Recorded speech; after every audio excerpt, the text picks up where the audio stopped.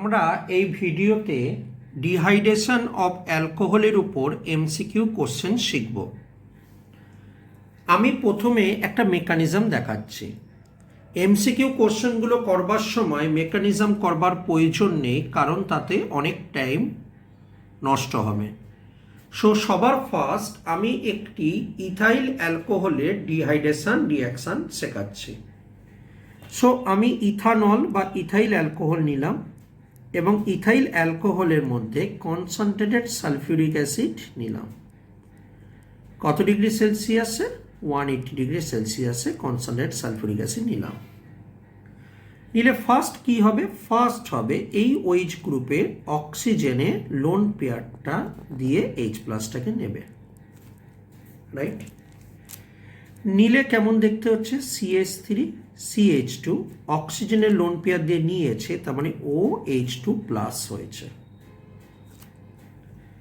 Next স্টেপে এই যে অক্সিজেনের মাথায় প্লাস চার্জ হয়েছে, অক্সিজেন একটি ইলেকট্রোনেগেটিভ এলিমেন্ট, তার মাথায় প্লাস চার্জ মানে হাইলি আনস্টেবল, তখন এই বন্ডটা ভেঙে গিয়ে এই অক্সিজেনটিকে নিউট্রালে পরিণত করবে।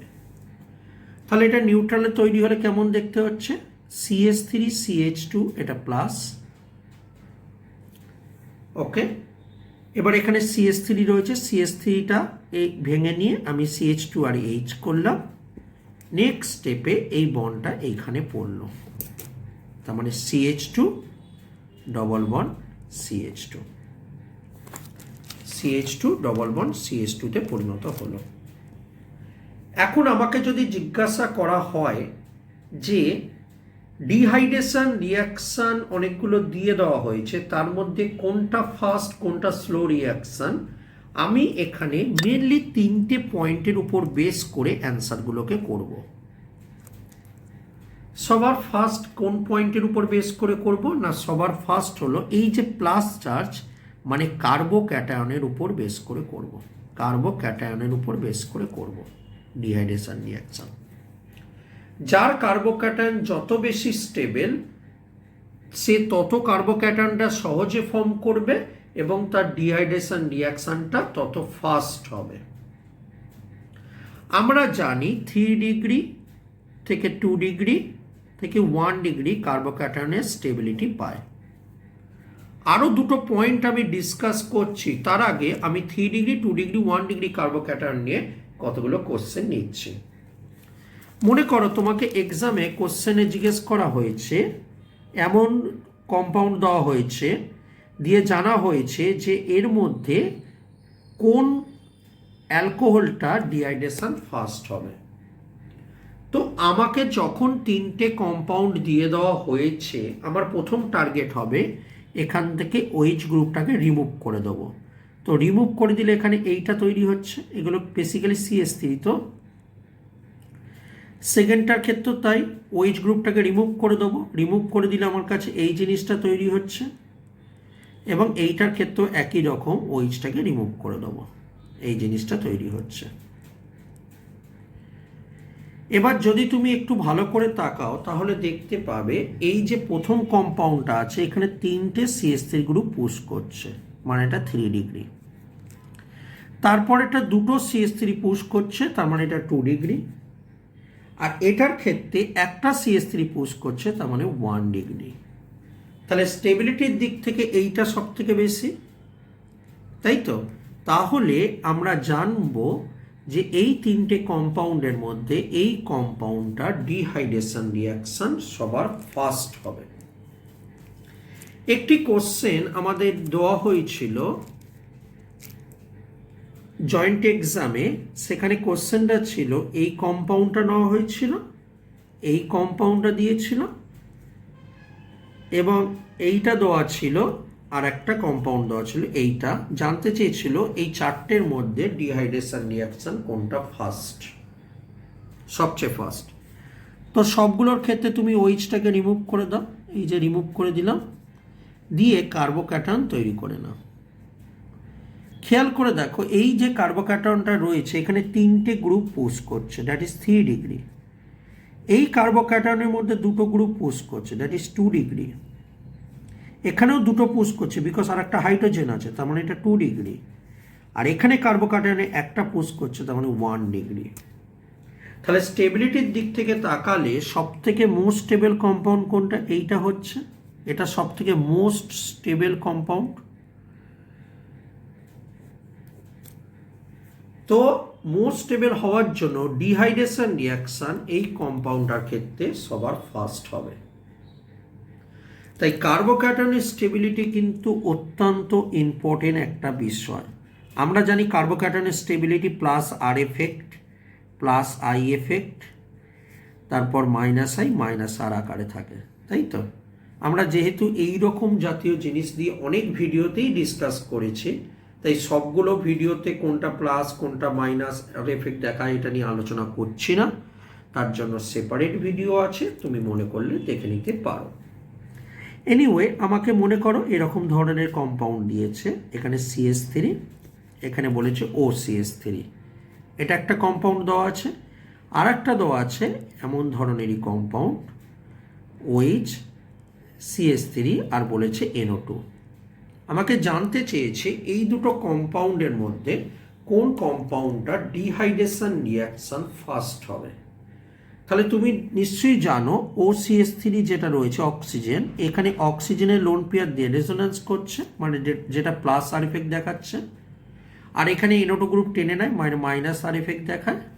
এবং কার্বোক্যাটায়নের স্টেবিলিটি অনুসারে দেখলে প্লাস আর এফেক্টটা বেশি স্টেবল মাইনাস আরের থেকে। তার মানে ফার্স্ট কম্পাউন্ডটা ডিহাইড্রেশন ফার্স্ট হবে সেকেন্ডটার থেকে। তো এমনভাবেই যদি আরেকটি কোশ্চেন দিয়ে দেওয়া হয় যে এখানে মনে করো একই রকমভাবে মনে করো OH দেওয়া আছে, এখানে CH3 দেওয়া আছে, আর এখানে তোমার কাছে দেওয়া আছে ফ্লোরিন। দেখো এমন কোশ্চেন তোমাকে দিতেই পারে, কোন কোশ্চেন আসবে বলা তো সম্ভব না, কনসেপ্টগুলো কিন্তু পুরো ক্রিস্টাল ক্লিয়ার হওয়া দরকার। তো এই দুটো কম্পাউন্ডের মধ্যে আমাকে জানতে চেয়েছে। তো CH3 গ্রুপের কি এফেক্ট আছে? Plus I effect. আর ফ্লোরিনের কি আছে? Minus I effect. তো আমরা জানি প্লাস আই এফেক্ট থাকলে, কারণ OHটা বেরিয়ে গিয়ে কার্বোক্যাটায়নটার তো কম্পেয়ার করবো নাকি, কার্বোক্যাটায়নের কম্পেয়ার করব। তাহলে যদি কার্বোক্যাটায়নের কম্পেয়ার করি তাহলে দেখব প্রথমটা বেশি স্টেবল, কারণ plus I effect minus I এর থেকে বেশি স্টেবল হয়।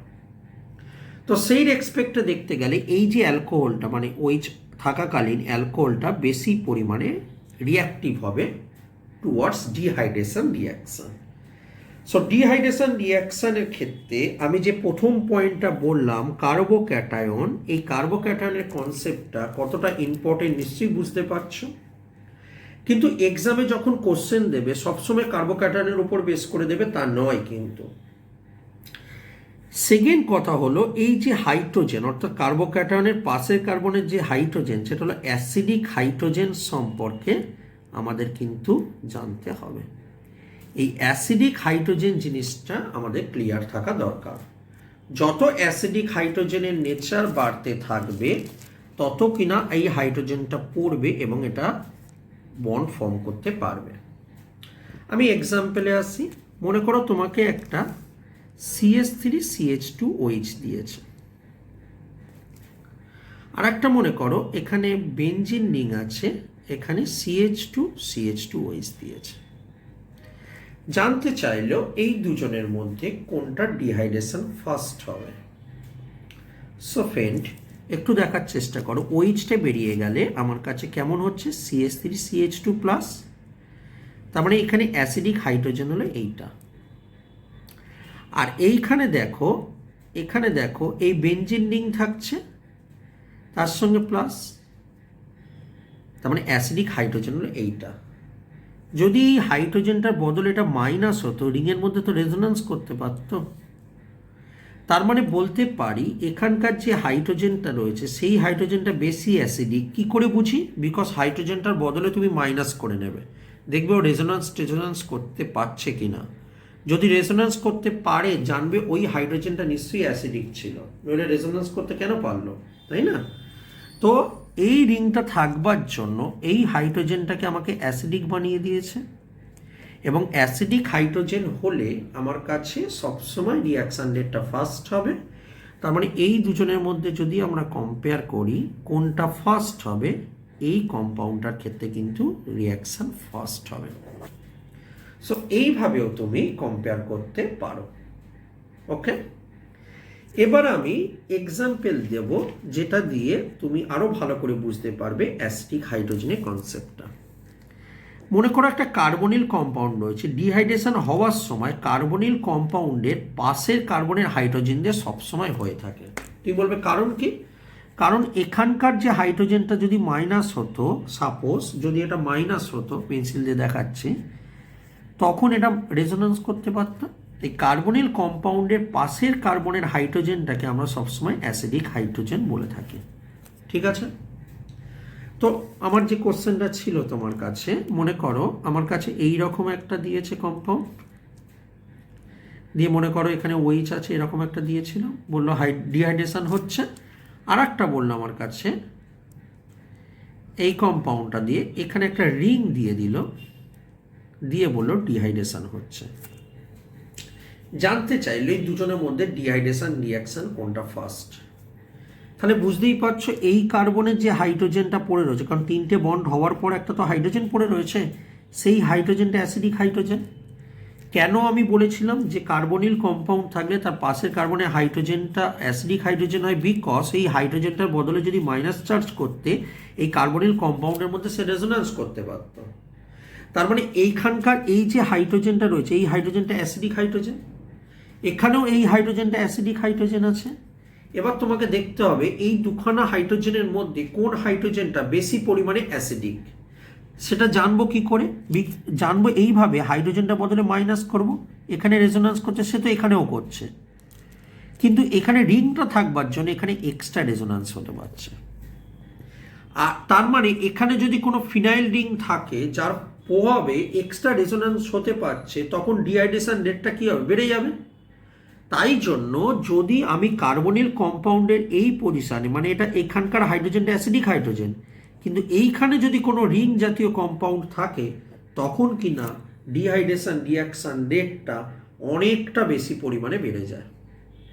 ঠিক আছে, ক্লিয়ার? বুঝতে পেরেছো? তার মানে অ্যাসিডিক হাইড্রোজেনের কনসেপ্টটা। আর একটা কথা বলছি, মনে করো এই কার্বনিল কম্পাউন্ডের ক্ষেত্রেই নিলাম, কার্বনিল কম্পাউন্ডের ক্ষেত্রে নিলাম, এখানে আমি একটা ওইচ দিলাম, আর একজন কী করলো এই কার্বনিল কম্পাউন্ডের এইখানে একটা ওইচ দিল, কোনটার ডিহাইড্রেশন ফার্স্ট হবে? দেখো ডিহাইড্রেশন হতে গেলে ওইচের পাশের কার্বনের হাইড্রোজেনটা দরকার।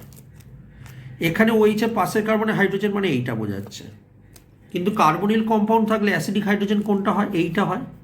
কিন্তু এই হাইড্রোজেন দিয়ে তো ডিহাইড্রেশন হবে না, কারণ বলেছি ডিহাইড্রেশন হতে গেলে ওইচ যে কার্বনে রয়েছে তার পাশের কার্বনের হাইড্রোজেন দরকার।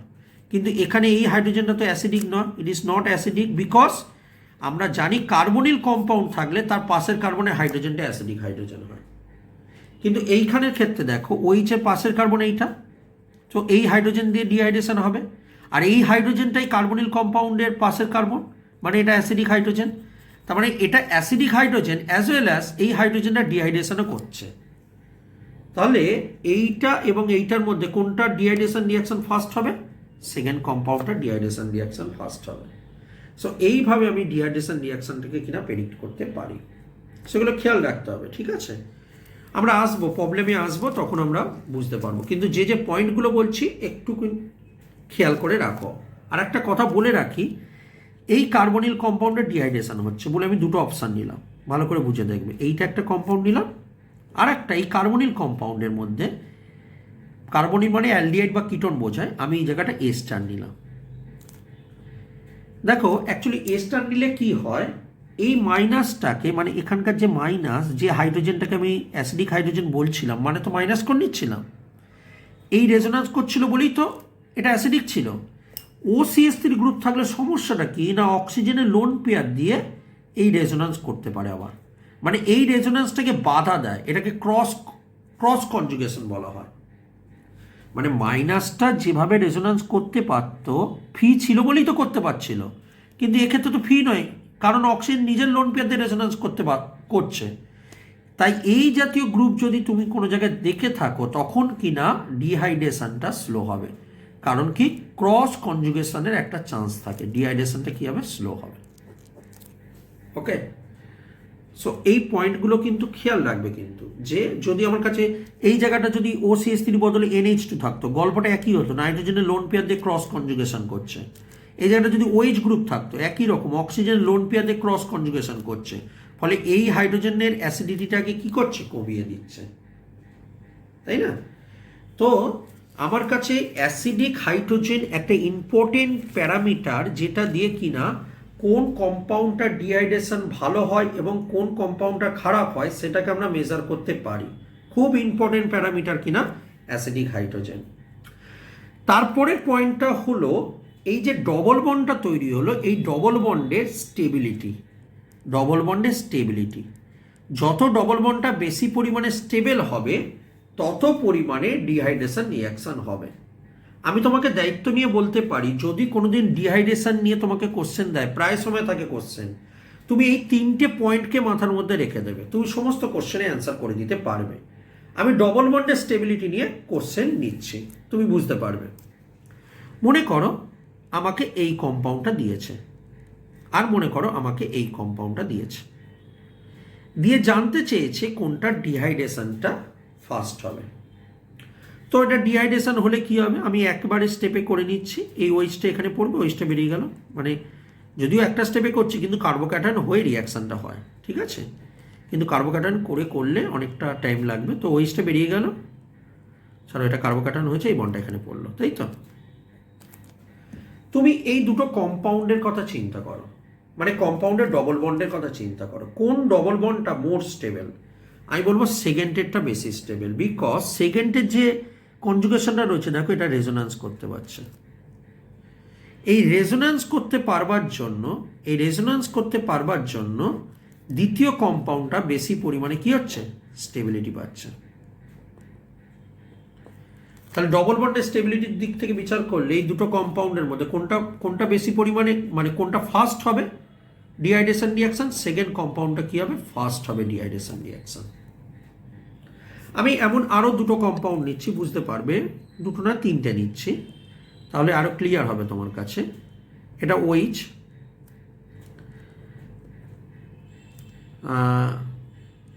এটা মনে করো OH, আর মনে করো এইটা। জানতে চেয়েছি তিনটে কম্পাউন্ডের মধ্যে কোনটা ডিহাইড্রেশন ফার্স্ট হবে, কোনটা সেকেন্ড, কোনটা থার্ড। দেখো প্রথম কথা হলো এইটা একটা ফেনল, ফেনলের লোন পেয়ার অলরেডি রেজোন্যান্স করছে, মানে মারাত্মক স্টেবল একটা কম্পাউন্ড। এই অবস্থায় ফেনলের OH গ্রুপটা বার করা সম্ভব নয়, তাই এটা ডিহাইড্রেশন হবেই না, তাই থার্ড পজিশনে দিয়ে দিলাম। এবার দেখো তুমি একটু খেয়াল করে দেখো, এটা ডিহাইড্রেশন করলে কি হবে, এখানটা পড়লো, যদিও কার্বোক্যাটায়ন হয়ে কিন্তু রেজোন্যান্স মানে কম্পাউন্ডটা ফর্ম করে, দেখো রেজোন্যান্স করছে, খুব ভালো কথা। কিন্তু এইটার যদি পড়ে, এটার যদি হাইড্রোজেনটা এখানে পড়ে, এটা যদি বেরিয়ে যায়, তাহলে খেয়াল করে দেখো এই যে কম্পাউন্ডটা তৈরি হচ্ছে, এটা কিন্তু খুব সুন্দরভাবে অ্যারোমেটিক রিং পাচ্ছে। তাহলে অ্যারোমেটিক রিং বেশি স্টেবল, অ্যাডিশনালি এখানে দুটো ডবল বন্ডের মধ্যে তোমার কাছে কনজুগেশন পাচ্ছে, আর এখানে তিনটে ডবল বন্ডের মধ্যে কনজুগেশন পাচ্ছে। কনজুগেশন কাকে বলে না, ডবল বন্ড, তারপর সিঙ্গেল বন্ড, তারপর ডবল বন্ড, তারপর সিঙ্গেল বন্ড, তারপর ডবল বন্ড, এই কনসেপ্টটাকে কনজুগেশন বলে। তাহলে কনজুগেশন কোথায় বেশি পাচ্ছে, সেকেন্ড কম্পাউন্ডটা, তার মানে সেকেন্ড কম্পাউন্ডটা ডিহাইড্রেশনটা ফাস্ট হবে। ক্লিয়ার? তাহলে ডিহাইড্রেশন রিয়াকশনের ক্ষেত্রে কিনা আমরা এই পয়েন্টটা খেয়াল রাখবো। সো ডিহাইড্রেশন রিয়াকশনের ক্ষেত্রে কার্বোক্যাটায়নের স্টেবিলিটি, অ্যাসিডিক হাইড্রোজেন এবং স্টেবিলিটি অফ ডবল বন্ড, এই তিনটে পয়েন্ট ভালো করে মাথার মধ্যে রেখে দাও। আর যে অংশটুকু এই 20 মিনিট ধরে আলোচনা করলাম, 19 মিনিট 18 সেকেন্ড ধরে, যে এই যে পুরো জিনিসটা আলোচনা করলাম, এই জিনিসটাকে তুমি ভালো করে খাতায় লিখে মেমোরির মধ্যে রেখে দাও, যাতে এরপর যে MCQ কোশ্চেনগুলো করব, সেই MCQ কোশ্চেনগুলো তুমি নিজে থেকেই করতে পারো। আমি 98-এর কোশ্চেনটা নিচ্ছি। দেখো বলেছে কোনটা ডিহাইড্রেশন ফাস্ট হবে। ফার্স্ট দেখো তোমাকে যা যা পয়েন্টগুলো বলেছি কিন্তু আগে খাতায় কপি করে নেবে, আদারওয়াইজ তুমি কিন্তু এই অ্যান্সারগুলো করতে পারবে না। এমন ধরনের কোশ্চেন দেবে, আন্দাজে নয়, তুমি কিন্তু প্রপার লজিক দিয়ে অ্যান্সারগুলো করবার চেষ্টা করো। দেখো তোমাকে এই তিনটে কম্পাউন্ডের মধ্যে ডিহাইড্রেশন রেটটা কম্পেয়ার করতে বলেছে। ভেরি ইজি এই কারণে, আমি ফার্স্ট কথাটির অর্থ হলো ডবল বন্ডের পাশের হাইড্রোজেন দিয়ে ডিহাইড্রেশনটা হবে, মানে এখানকার হাইড্রোজেন দিয়ে হবে, এখানে এইখানকার হাইড্রোজেন দিয়ে ডিহাইড্রেশন রিয়াকশনটা হবে, রাইট? ডিহাইড্রেশন রিয়াকশনটা হবে, কিন্তু এখানেও ডবল বন্ডের এখানকার হাইড্রোজেন দিয়ে ডিহাইড্রেশন রিয়াকশনটা হবে। খুব ভালো, কিন্তু বুঝতেই পারছো এখানের হাইড্রোজেন দিয়ে এখানে ডিহাইড্রেশনটা হবে না, বিকজ ওইচ গ্রুপটা এখানে রয়েছে, তার মানে এখানকার হাইড্রোজেন দিয়ে হতে হবে। কিন্তু এই হাইড্রোজেন তো অ্যাসিডিক নয়। আমি যে কনসেপ্টটা বলেছিলাম না, ডবল বন্ডের পাশের কার্বনে হাইড্রোজেনটা দিয়ে হাইড্রোজেনটা হলো অ্যাসিডিক হাইড্রোজেন, কিন্তু এই হাইড্রোজেন তো অ্যাসিডিক নয়, নট অ্যাসিডিক। তার মানে এই ডিহাইড্রেশনটা সবার লেটে হবে, থার্ড হবে। ক্লিয়ার?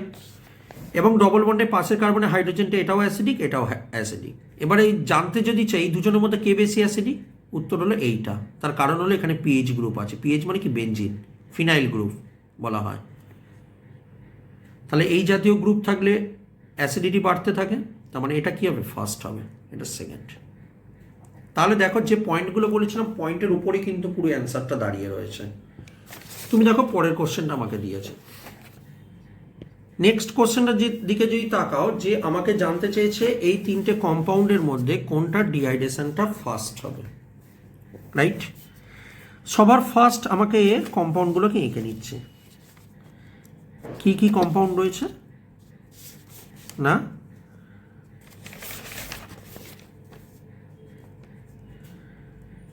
ওইচ, ডবল বন্ড, এই কার্বনে ওইচ রয়েছে, আর এখানে ডবল বন্ড, এখানে ওইচ, এখানে পিএইচ রয়েছে। ঠিক আছে? যদি একটু কম্পেয়ার করো তাহলে তুমি আগেরটার মতন চিন্তা করে দেখো, ডবল বন্ডের পাশে কার্বনটা অ্যাসিডিক হাইড্রোজেন থাকে, কিন্তু এখানে ওইচ থাকলে কিন্তু সব থেকে বাজে হয়, তার মানে এটা থার্ড।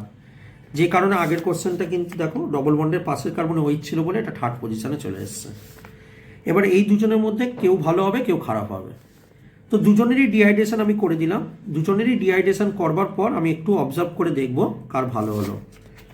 তো ওইচ গ্রুপ আর হাইড্রোজেন দিয়ে ডিহাইড্রেশনটা করে দিলাম। হ্যাঁ, যদিও কার্বোক্যাটায়ন ফর্ম করে কিন্তু ডিহাইড্রেশনও হয়, আমি শর্টে করবার জন্য এই জিনিসটা করেছি। তুমি খেয়াল করে দেখো, আমি বলবো যে এই কম্পাউন্ডটা ভালো হবে। তার কারণ এখানে যে এই যে বেনজিন রিংটা রয়েছে, মানে ফিনাইল রিং রয়েছে, সেই ফিনাইল রিংয়ে এই যে double bond single bond, double bond single bond এরকম রয়েছে, দেখো একটা কনজুগেশন পাচ্ছে। এবং ডবল বন্ডের স্টেবিলিটির কথা বলেছিলাম আমি, ডবল বন্ডটা যত পরিমাণে স্টেবল হবে তত রিয়াকশনটা ফাস্ট হয়। তো এইখানে দেখো এই কনজুগেশনটা পাওয়ার জন্য এটা সব থেকে বেশি স্টেবল হবে, এবং এটা স্টেবল হওয়ার জন্য এই রিয়াকশনটা সব থেকে বেশি ফাস্ট হবে। তাহলে এই তিনটে কম্পাউন্ডের মধ্যে এটা হবে ফার্স্ট, এটা হবে সেকেন্ড, এবং এটা হবে থার্ড। ক্লিয়ার? তাহলে আমার কাছে অ্যান্সারটা কি হবে? 3, 2, 1, রাইট? এবার 100 কোশ্চেনটা চলে এসছো। 100 কোশ্চেনটার দিকে যদি একটু তাকাই তাহলে তুমি অবজার্ভ করবে যে এখানে OCH3 গ্রুপ আছে, এবং তোমাকে আমি বলেছিলাম যে যদি এরম জাতীয় গ্রুপগুলো থেকে থাকে তখন কিন্তু ডিহাইড্রেশন রিয়াকশনটা সবচেয়ে স্লো হয়ে যায়, কারণ এখানে ক্রস কনজুগেশনটা হচ্ছে বলে। ক্রস কনজুগেশন হয় বলেছিলাম তো, তাহলে ক্রস কনজুগেশনের জন্য সব থেকে স্লো হয়। তো এখানে দেখো OET গ্রুপ আছে। OET গ্রুপ মানে কি? ওই একই রকম ব্যাপার। তার মানে এটা ক্রস কনজুগেশন হওয়ার জন্য এটা সব থেকে স্লো হবে, তার মানে থার্ড পজিশনে এটা চলে এলো। এবার এই দুজনের মধ্যে ডিহাইড্রেশনটা করব। দেখো আমি বলি কি, দুটো কম্পাউন্ডের ডিহাইড্রেশনটা তুমি করে দাও। তাহলে যদি আমি এই কম্পাউন্ডটার আমি একেবারে করছি, যদি এটা ডিহাইড্রেশনটা করি, তার মানে এখানে ডবল বন্ড তৈরি হবে এবং ওইচটা বেরিয়ে যাবে, তার মানে দেখতে এরকম হবে, রাইট? দেখতে এরকম হবে। এবং যদি এই কম্পাউন্ডটা ডিহাইড্রেশনটা করো তাহলে কি হবে? একই রকমভাবে এখানকার হাইড্রোজেনটা পড়বে, ওইচটা বেরিয়ে যাবে, তার মানে CH3 C double bond CH2 CH double bond CH C double bond CH3। তো এই দুখানা তৈরি হচ্ছে, এই দুটোর মধ্যে কোনটা বেশি পরিমাণে স্টেবল হচ্ছে না। স্টেবিলিটি বিচার করবার জন্য আমি কি করলাম, এই যে কম্পাউন্ডটা আছে এই কম্পাউন্ডটা টটোমারিজম করলাম, কারণ টটোমারিজম হতে পারে জানি। তো টটোমারিজম হলে কেমন দেখতে হচ্ছে, দেখতে হচ্ছে টটোমারিজম করতেই পারি, বাট 6 মেম্বারের থেকে বেশি রিং হচ্ছে, মানে টটোমারিজম দিয়ে এক্সপ্লেন করা যাবে না, রাইট। আরেকভাবে এক্সপ্লেন করা যেতেই পারে। কম্পাউন্ডের দিকে তাকাও, দেখো এখানকার হাইড্রোজেনটাকে নাও, আর দেখো এখানকার হাইড্রোজেন, দুটো সাইড দিয়ে কিন্তু ডিহাইড্রেশনটা হতে পারছে। সো দুটো সাইড দিয়ে ডিহাইড্রেশন হতে পারার জন্য এইটার মধ্যে ডিহাইড্রেশন রিয়াকশনটা কি হচ্ছে, ফাস্ট হচ্ছে। বুঝতে পারছো তো? মানে মনে করো আমি তোমাকে কেমিস্ট্রি পড়াচ্ছি, বাড়িতে তোমার দাদাও তোমাকে কেমিস্ট্রি পড়াচ্ছে, তাহলে তোমার অবস্থাটা কী হবে? তোমার অবস্থাটা কেমিস্ট্রিটা আরও ভালো শিখবে। লাইকওয়াইজ, তো দুটো সাইড দিয়েই ডিহাইড্রেশনটা হতে পারছে, তার মানে এটা সব থেকে ফার্স্ট হবে এবং এটা সেকেন্ড এবং এটা থার্ড। সো এইভাবে আমরা জিনিসটাকে এক্সপ্লেন করে দিতে পারি। ঠিক আছে, বুঝতে পেরেছো তো? এটা দুটো সাইড দিয়ে হতে পারছে, আর এটা শুধু একটা ভাবেই হতে পারছে। আর এখানে এই গ্রুপটা থাকবার জন্য সব থেকে স্লো হয়ে যাচ্ছে, কারণ আমি শিখিয়েছিলাম এই জাতীয় গ্রুপগুলো যদি থাকে তখন ক্রস কনজুগেশন হয় এবং ক্রস কনজুগেশনের জন্য স্লো হয়ে যায়, রাইট। এবার তুমি 101-এর কোশ্চেনটা আসো, এটা লাস্ট কোশ্চেন আমরা করব। কোন কম্পাউন্ডার বলেছে ম্যাক্সিমাম ইজিলিভাবে ডিহাইড্রেশনটা হতে পারবে? কোন কম্পাউন্ডটা ম্যাক্সিমাম ডিহাইড্রেশনটা হতে পারবে?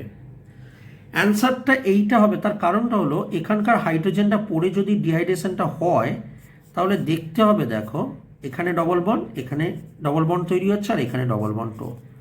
দেখো কতটা ভালো ক্রস মানে কনজুগেশন হতে পারছে। দেখো ডবল বন্ডটা এখানে রেজোন্যান্স করতে পারে, এই বন্ডটা এখানে পড়ে, এই বন্ডটা এখানে উঠবে, তার মানে এখানে যে ডবল বন্ডটা আছে ভেরি স্টেবল ডবল বন্ড তৈরি করছে, রাইট। যে কারণের জন্য ডিটা হবে অ্যান্সার। যদি প্রথমটা হতো, দেখো এখানে শুধুমাত্র এখানে একটা ডবল বন্ড তৈরি হতো, মানে একবার রেজোন্যান্স হতো। আর এইটার ক্ষেত্রে তো এখানে ওয়েজ গ্রুপ থাকলে তো বলেছি সব থেকে স্লো হয়, কারণ এটা অ্যাসিডিক হাইড্রোজেনই না। আর এইটার ক্ষেত্রেও ভালো হবে, এখানে ডবল বন্ড তৈরি হবে কিন্তু এই দিক থেকে রেজোন্যান্স হবে, আবার এই দিক থেকেও রেজোন্যান্স হবে, কিন্তু এর থেকে এই রেজোন্যান্সটা অনেক বেটার, তার মানে অ্যান্সার ডি হয়েছে। সো ডিহাইড্রেশন অফ অ্যালকোহলের কোশ্চেনের অ্যান্সারগুলো করবার জন্য আমি আবারও বলছি 3টে পয়েন্ট মাথার মধ্যে রেখে দেবে। এক্সামে যাই কোশ্চেন দিক না কেন তুমি এই 3টে পয়েন্ট দিয়ে বিচার করবে, এবং এক্সামে কোশ্চেন দেয়, খুব ইম্পর্টেন্ট একটা টপিক, হ্যাঁ। এই 3টে পয়েন্ট দিয়ে বিচার করবে। আমি আশা করব সমস্ত কোশ্চেনের অ্যান্সারগুলো করে দিতে পারবে। অসংখ্য ধন্যবাদ সঙ্গে থাকবার জন্য। আশা করছি ভিডিওটা তোমাদের উপকারে আসবে এবং কম্পিটিটিভ এক্সামে হেল্প করবে। নমস্কার।